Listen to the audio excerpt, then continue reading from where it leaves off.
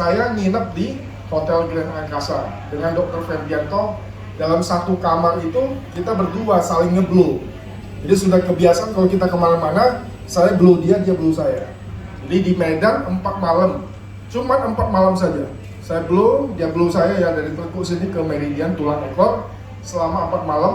Pulang saya ke Jakarta selama 2 minggu saya nggak rupanya kok sini tenggorokan saya udah nyaman, nggak ada sakit lagi sama sekali. Nah dari situ nggak ada batuk lagi, dari situ sampai sekarang berat badan saya naik normal kembali menjadi 72 sampai 72 kilo seperti sekarang ini. Ya mungkin